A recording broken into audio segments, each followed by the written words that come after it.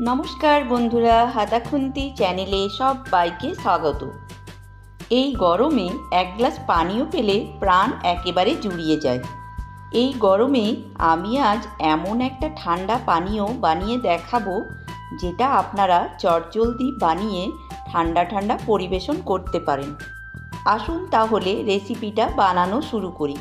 তার আগে আমার চ্যানেল যদি সাবস্ক্রাইব করা না থাকে তাহলে সাবস্ক্রাইব করার অনুরোধ রইল। আজ আমি দই দিয়ে দইয়ের লস্যি বানাবো। তার জন্য 4 হাতা টক দই নিয়ে নিয়েছি। আর এই টক দইয়ের মধ্যে দিয়ে দিচ্ছি 4 টেবিল চামচ গুঁড়ো চিনি। শরবত বা লস্যি বানাবার সময় আমি গুঁড়ো চিনি ব্যবহার করে থাকি। আপনারা চাইলে চিনির দানাও ব্যবহার করতে পারেন, এতে কোনো অসুবিধা হবে না। এবারে দিচ্ছি হাফ চা চামচ বিট নুন, আর দিচ্ছি 1 চা চামচ ভাজা জিরের গুঁড়ো। আর নুন মিষ্টিটা আপনারা নিজেদের স্বাদ অনুযায়ী ব্যবহার করবেন। এবার একটা হ্যান্ড বিটার দিয়ে দইটাকে ফেটিয়ে নিতে হবে।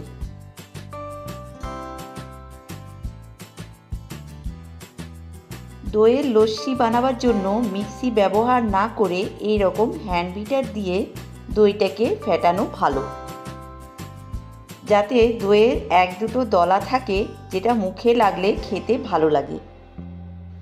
আর এটা যদি মিক্সিতে ব্লেন্ড করা হয় তাহলে দলা কিন্তু একদমই থাকবে না। এবার আপনারা চাইলে এই সময় ঠান্ডা জল দিতে পারেন। আমি এখানে হাফ গ্লাসের মতো ঠান্ডা জল দিয়ে দিচ্ছি।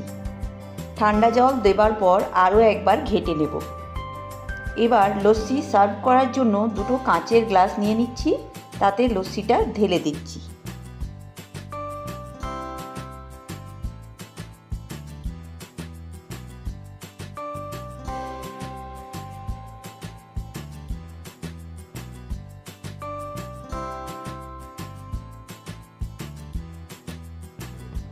এবার ওপর থেকে দিয়ে দিচ্ছি 1 চিমটি করে বিট নুন, দিয়ে দিচ্ছি 1 চিমটি ভাজা জিরের গুঁড়ো। ঠিক একইভাবে আমি 2টো গ্লাসেই দিয়ে দেব। এবার ওপর থেকে দিয়ে দিচ্ছি কাজু আর কিশমিশ। এখানে আমি কয়েকটা কাজু ভেঙে রেখেছিলাম আর কিশমিশটাকেও কুচি করে কেটে রেখেছিলাম।